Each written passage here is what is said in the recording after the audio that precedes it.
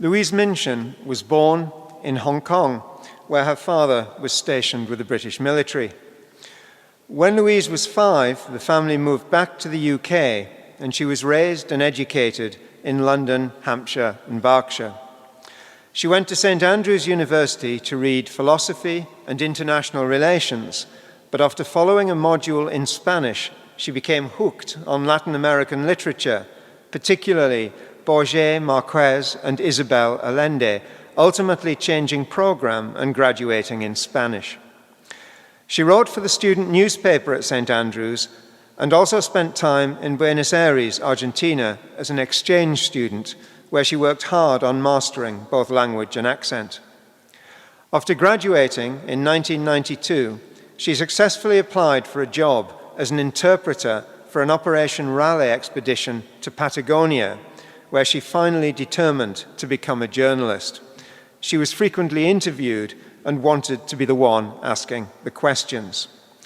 That determination prevented her from pursuing another option of doctoral research on Nietzsche and Borges, a snippet of information which has already impacted on my breakfast viewing.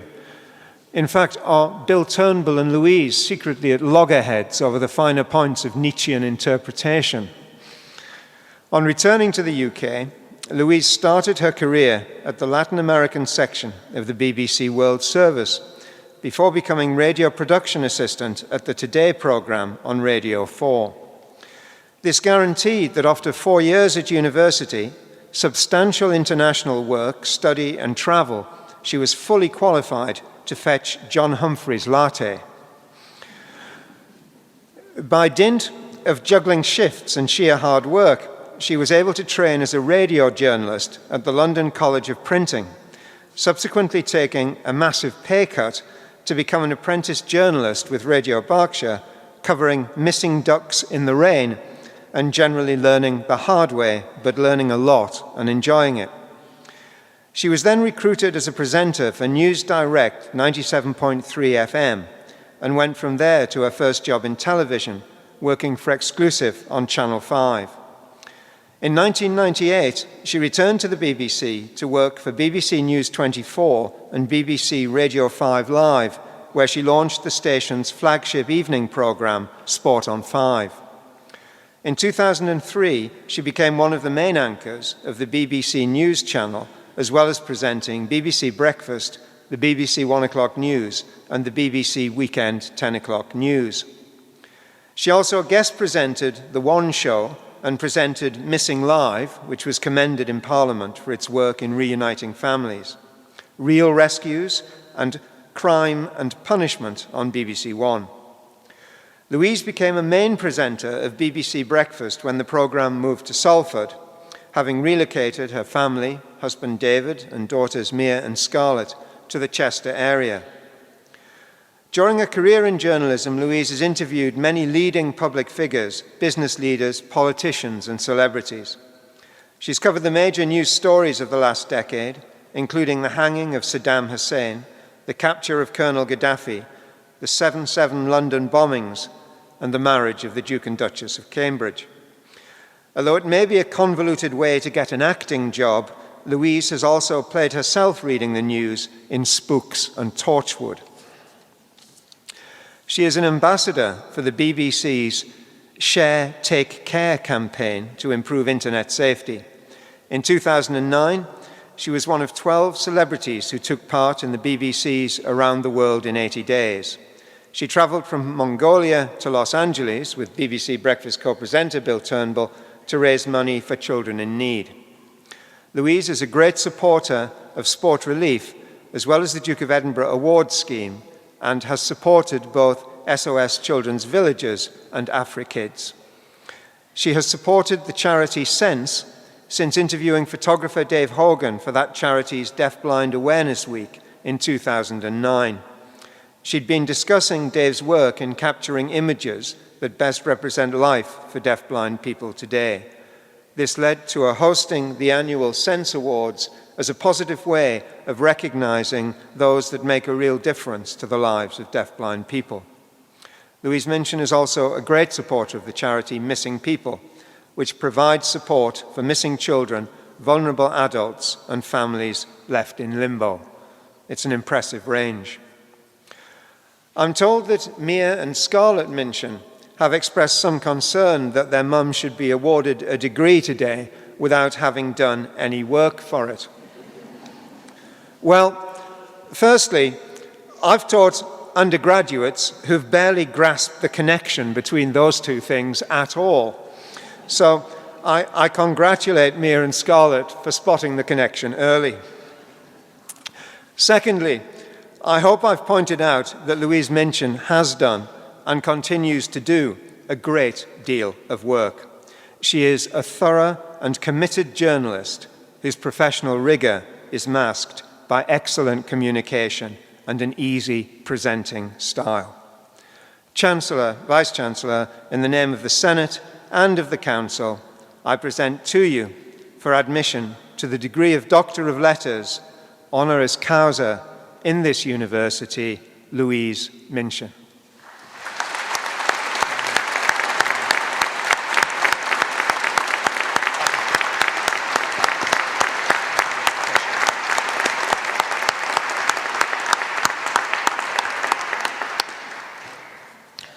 By virtue of the authority invested in me, I admit you to the degree of Doctor of Letters honoris causa in this university.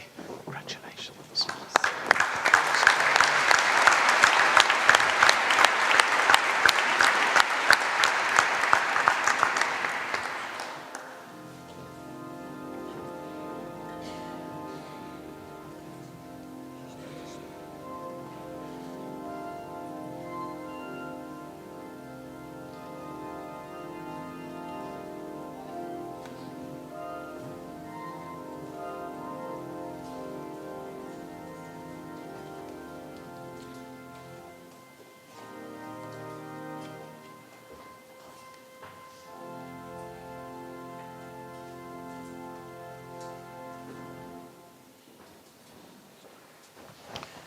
Gives me great pleasure to invite Dr. Louise Minchin to address the congregation.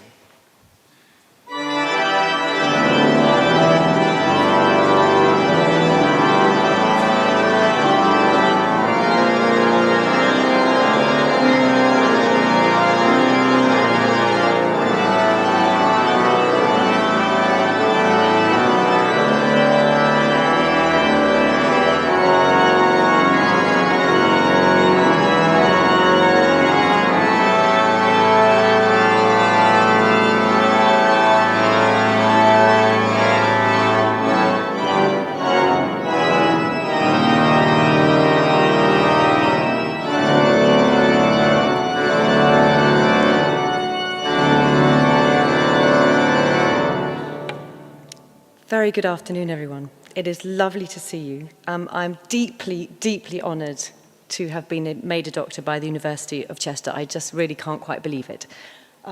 Thank you very, very much indeed. I'm also touched as well because I spend a lot of time giving out awards to other people. Suffice to say, I've not had one myself, so I'm really, really touched. Thank you very much indeed. Also, I just want to say before I start, I'm only going to be brief, you'll be glad to hear. Congratulations to you all as well, because you, I know, have worked incredibly hard for what you have today, for graduating today, your degrees and all the rest of it. So congratulations, and can I just offer you all to give yourselves a massive round of applause. Well done, it's brilliant.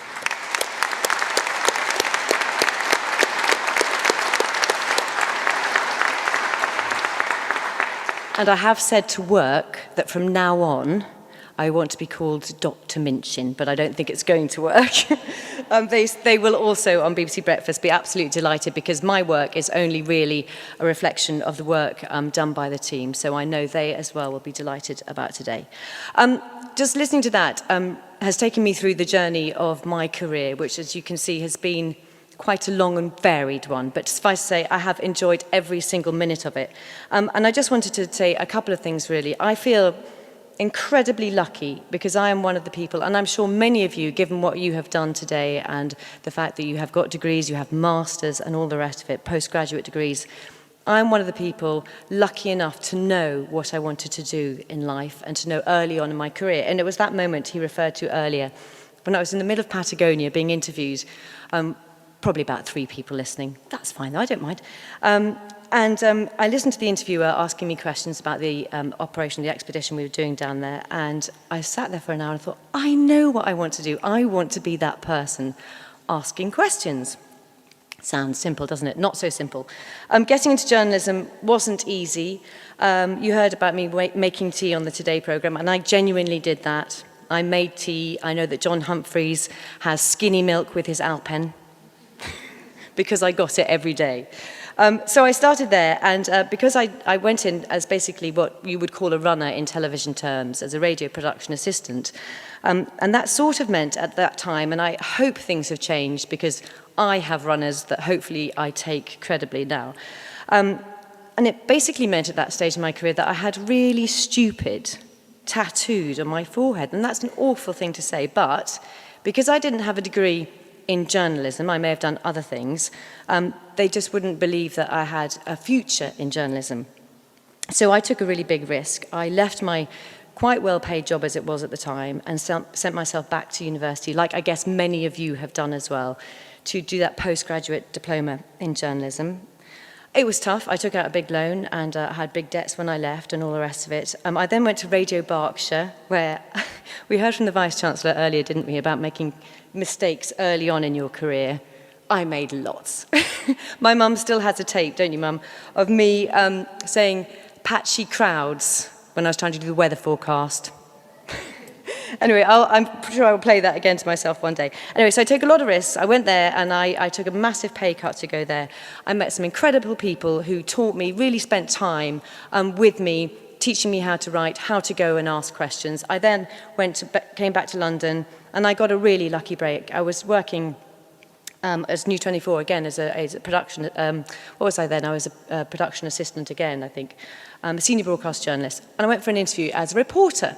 And they said to me, they gave me a really, really hard time. You call them boards in the BBC. They gave me a really hard time. And at the end of the interview, they said, we're not going to give you the job as a reporter. And I just looked at them and was like, why not?